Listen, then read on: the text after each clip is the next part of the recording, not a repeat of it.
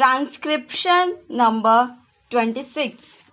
Mr. Vice Chairman, I would now like to make a few observations on the Ministry of Education. Education is basic to any national regeneration. It is true that it does not bring any return as our other projects do, as for instance the steel projects or the irrigation projects do. But this is the investment that is designed to help building up of the human material. It is agreed that education has expanded after independence and during the planned periods, but it is a matter for concern that the content of education has not been equal to our expectations. Even today, we are engaged in experimenting with all types of education, from the basic stage up to the university level. It is not clear, I presume, that the basic pattern of education of which so much was said and written is accepted as a success even today. Where do we stand with regard to the basic pattern? It seems to be the position that all arguments are in favor of that type of education, but all proof is against the success of such a type of education. Where does the government stand with regard to this type of education? We swear by the basic type of education because it was discovered by the father of the nation. But if it has been a failure, why we should not the government say that that is the position? Then again take secondary education and also collegiate education. 3 years ago, it was said that all universities should have 3-year degree courses, and some universities which were reluctant to accept this reform were more or less compelled to do so, and they accepted it. Now, certain universities find that this scheme is not working satisfactorily, and they feel that they should have a 2-year course in the college before students could enter the degree course. I mention this to show that this eternal tinkering with education should stop.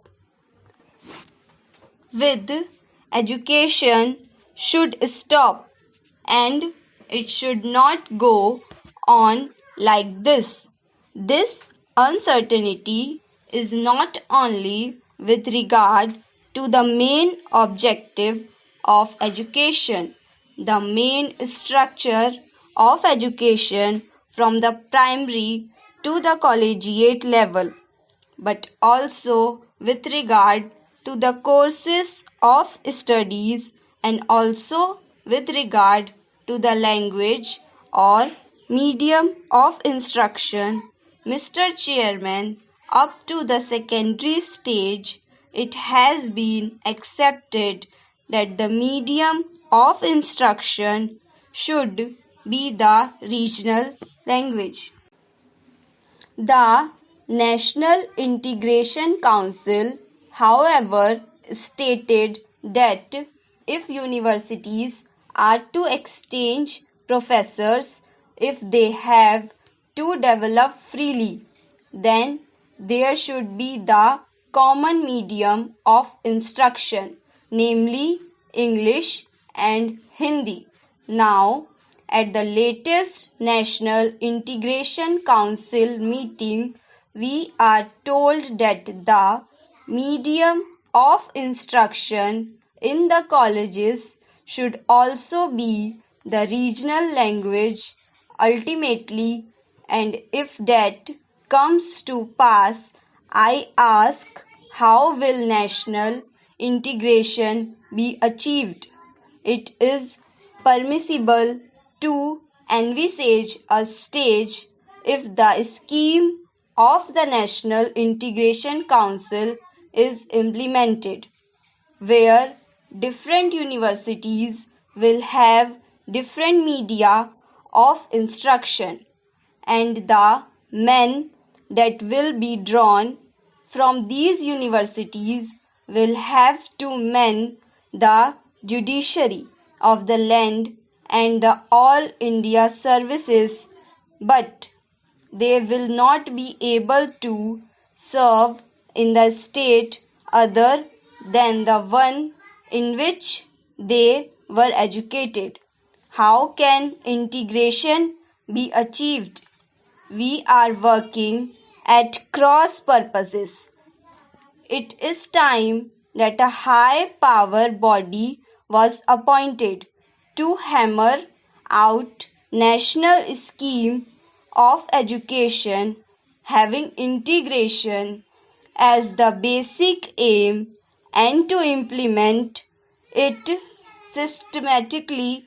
The present method of meddling at very stage of education, the present climate in which we are not clear about the medium of instruction at different stages, is causing concern to the parents, to the pupils, and weakening the country in the process.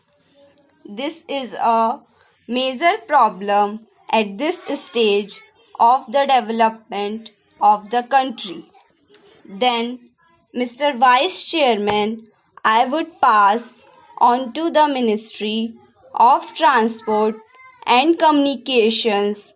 According to this ministry, we are to build a system of national highways, provincial or state highways, an integrated system of communications from the village upwards, but the central government is concerned with the construction of national highways.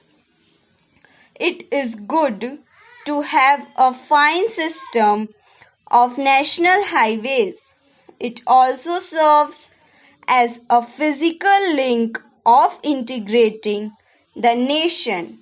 It is good, but this planning of construction of national highways without regard to the development of railways and the development of industries in the regions in which the highways are proposed to be constructed will be something beyond our means at the present moment. Assuming that we have a network of national highways, are they to be put to immediate use? Are they good investments? Unless you have industries, small, big or medium, coming along the highways, unless they assure you a fair return for the investment, it is not desirable to have a system of highways for the sake of mere transport of passengers. In the other words, we should have a scheme of priorities for the national highways so that they can be looked after. Thank you.